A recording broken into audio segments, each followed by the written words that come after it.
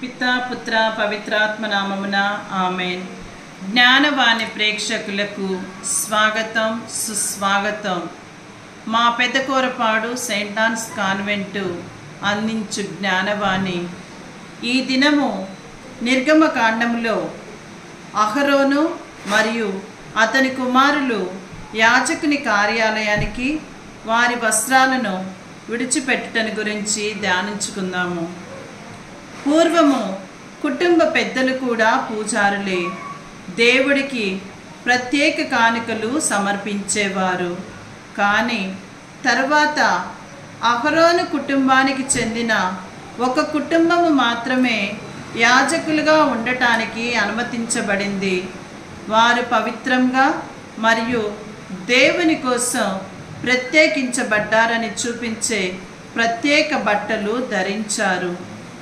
మత పెద్దలు పవిత్రమైన మార్గంలో ప్రవర్తించటం ఎంత ముఖ్యమో కూడా ఈ బట్టలు చిహ్నంగా ఉన్నాయి. యేసుక్రీస్తు కూడా ప్రధాన యాజకుడు. అతను పవిత్రుడు మరియు దేవుని కోసం ప్రత్యేకించబడ్డాడు. ఈ రోజుల్లో దేవుడిని ప్రసన్నం చేసుకోవటానికి మనం అందమైన బట్టలు ధరించాల్సిన అవసరం లేదు. బదులుగా మనం మంచి దృక్పథాలను కలిగి ఉండటం మరియు ఇతరులతో దయగా ఉండటంపై మన యొక్క దృష్టిని కేంద్రీకరించాలి.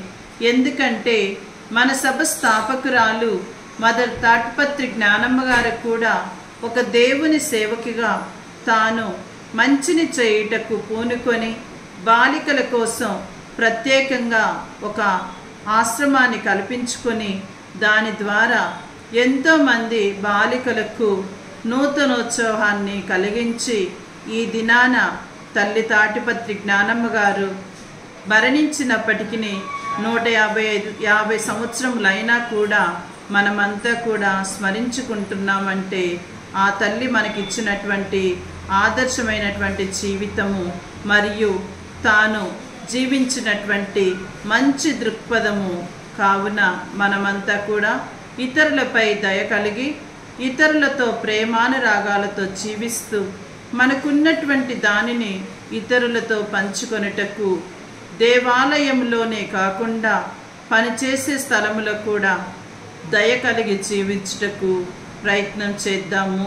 ఆమేన్. పితా పుత్ర పవిత్రాత్మ నామమున ఆమేన్.